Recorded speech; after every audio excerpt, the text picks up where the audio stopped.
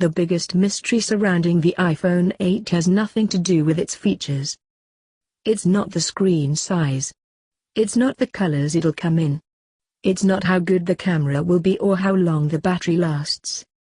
It's the reported cost of the phone, which analysts and Apple experts think will cost at least $1,000, and how Apple will justify the high price for a device that by all accounts won't offer many new features we haven't seen in a high-end smartphone before. According to numerous reports, especially from the accurate Apple analyst from KGI Securities Ming Chi Kuo, Apple plans to release 3 new iPhone models this year. The first 2 models will be iterations on the current iPhone 7 and 7 Plus, with similar designs but improvements to things like the camera and processor. The third model will be the Star, with a new screen using OLED technology that produces better colors and maximizes power efficiency. It's also said to have wireless charging, a 3D camera for facial recognition and augmented reality, and minimized bezels around the display. Here's the real kicker. The so-called iPhone 8 will open up a new luxury tier in the iPhone lineup thanks to its sky-high price.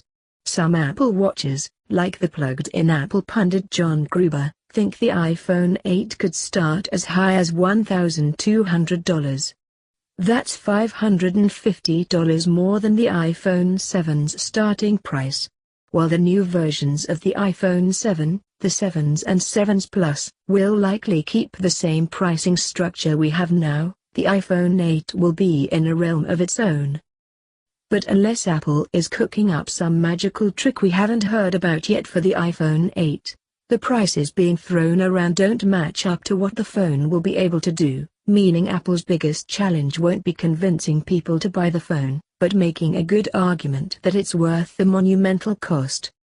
I'll get this out of the way now, so people don't misconstrue what I'm really saying. The iPhone 8 will be a massive success at any price. Apple will sell millions of them, likely every one it makes through the end of the year and into next year. This will be the 10th anniversary iPhone, and there'll be no stopping fans and brand loyalists from being swept up in the hype. What I am asking is whether or not the iPhone 8 will actually be worth that $1,200 or so, and what kind of risks to the iPhone lineup a new luxury tier opens up to the future of the iPhone business. I think what's really driving this is the search for something that will distinguish the company or product. IDC analyst Will Stofiger told me about the price bump. There's a sense they have to do something to pull out ahead and really restart things in much the same way the iPhone restarted the whole idea of the smartphone. I'm sure Apple will be able to make the iPhone 8 feel like something new and revolutionary at the unveiling in a few months. It's been 10 years since the product turned the entire industry on its head and created a platform that spawned new companies and industries that wouldn't have existed without it. A look back at how the iPhone changed the world and a new, pricey edition celebrating all that will be enough to drive the hype. But unless there's something incredible about the iPhone 8 that hasn't leaked yet, I don't see how it'll be worth the price, at least on paper. Let's look at the competition. Samsung's Galaxy S8 already has a lot of the features expected in the iPhone 8. There's a larger OLED screen. Samsung is making OLED screens for the iPhone 8, by the way, wireless charging, and minimized bezels to maximize the screen real estate on the front. I think it's the best looking phone you can buy today. The cost? $725. Even beyond that hype, there's an argument to be made that the upgrades in the iPhone 8 won't be significant enough to attract enough buyers with deep wallets to kick off a mega upgrade cycle this year. In a research note this week, Barclays analysts said that a OLED display won't be a must-have for many. While battery life could improve with OLED, our conversations with industry participants suggest that most consumers will not notice any major must-have experience changes because of new OLED displays versus LCD, the note says.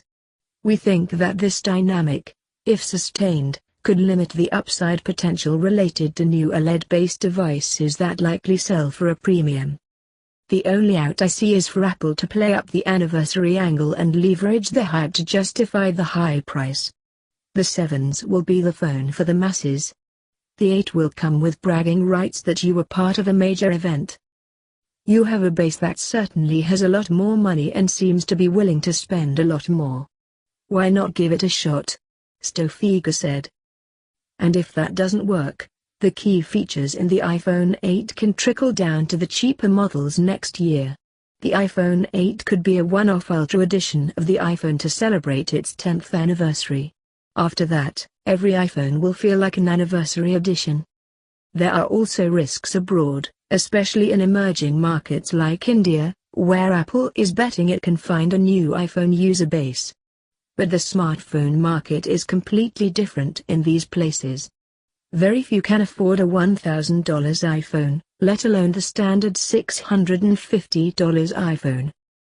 This is the latest chapter in the story of smartphone innovation in recent years. Innovation has largely plateaued, and each model feels like a minor iteration over the last. Those minor iterations add up over the years, but it'd be shocking to see something truly revolutionary in the iPhone 8 that justifies the massive cost.